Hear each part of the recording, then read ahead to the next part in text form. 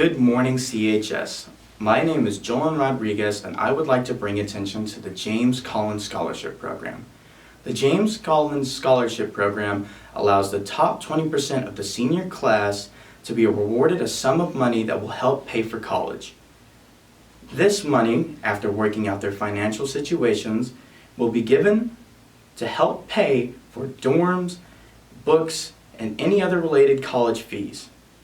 This giving an upper hand to the less financially unfortunate students and scholars. Now we have Ms. Borick with more information. Hi, my name is Andrea Borick. I'm a student support counselor here at Corsicana High School. I've been in Corsicana now for about 19 years. Originally I came on a grant from the Department of Education to work here, but then that evolved into me staying, and I've loved working with the students here ever since. During that time, I also took on responsibilities with the James L. Collins Scholarship, which is a very prestigious scholarship that is local to Corsicana.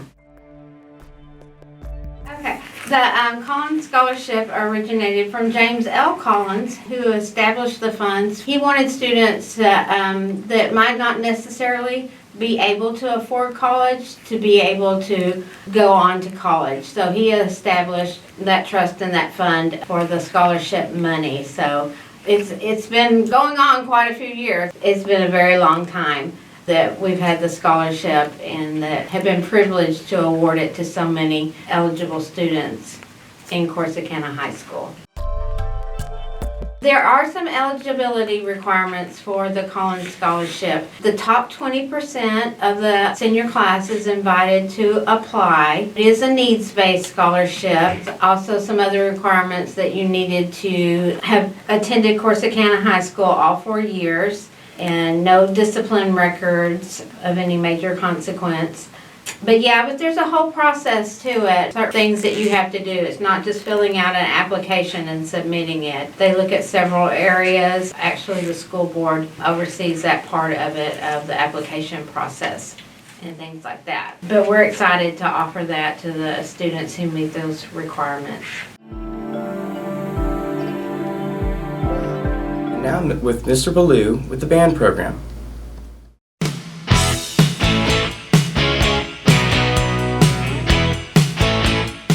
My name is Michael Ballou. I'm an assistant band director in Corsicana ISD, and I am a percussion specialist.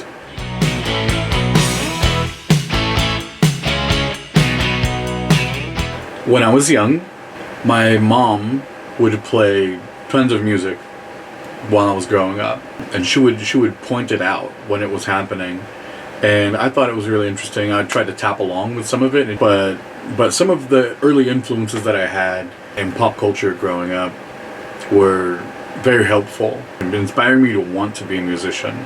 Joey Jordison was an incredible inspiration for me. The stuff that he did behind a drum set and how aggressive he was about it, it was just a beautiful, beautiful blend of of metal and hip-hop influences while he was playing, and it just was so much fun to play. And from there it became a prism into the rest of the world of rock and roll and metal, and eventually even pop and electronic dance music. I just started getting eager about all of it, from recording to performing, and then also to teaching.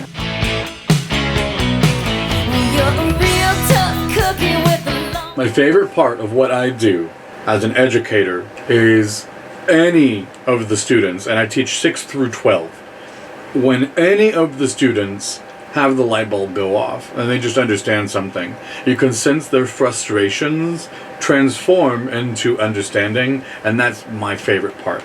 I love watching them solve the puzzle, and that to me is something that all people do. They want to solve the puzzles, and that's my favorite part. Hardest part about what I do is convincing students to be patient while they're trying to do their puzzles, to know that it's okay, that it's not perfect right now, but if we keep working on it, everything we do is a skill-based activity, and encouraging them to hone their skills, to practice their skills.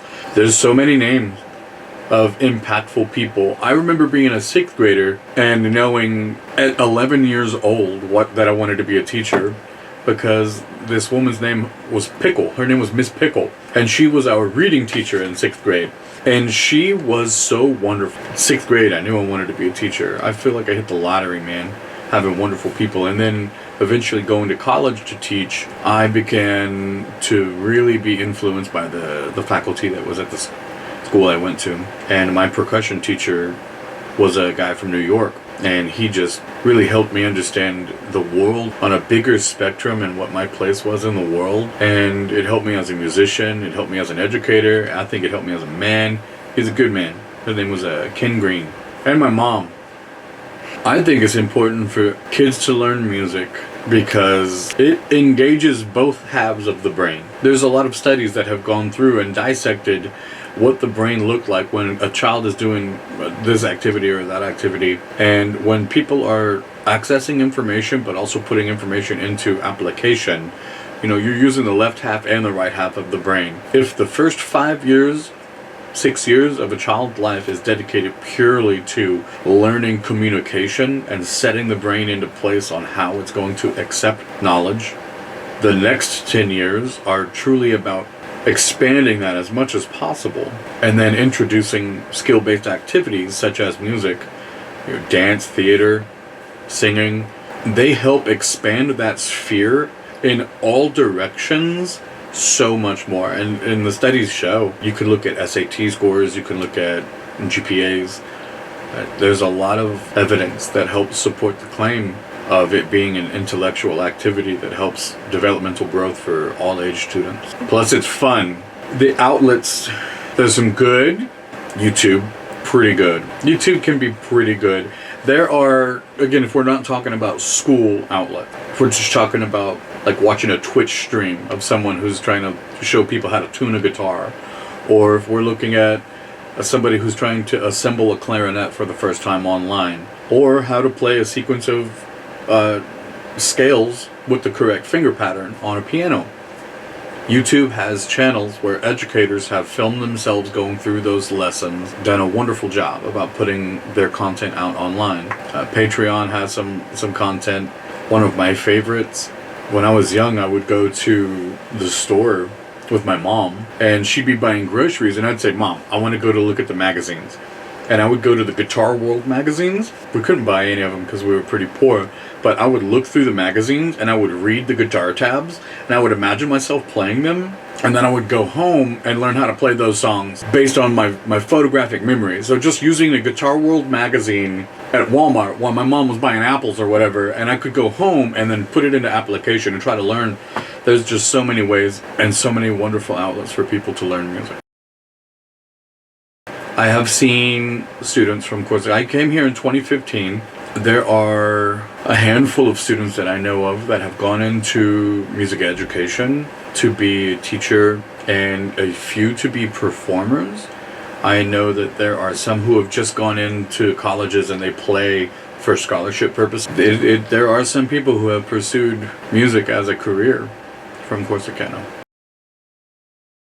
Teaching people how to express themselves and enabling them in a safe environment to be passionate about something and encouraging them to persist through learning something new, meeting adversity, working through mistakes. There's just dozens of reasons why I love what I get to do, and I'm thankful to be able to share that with the world. And I'm confident that these students that I have are going to grow up to become adults that help shape the world. That is all for now from Mr. Blue. Thank you for watching, and this was CHS Student Connect.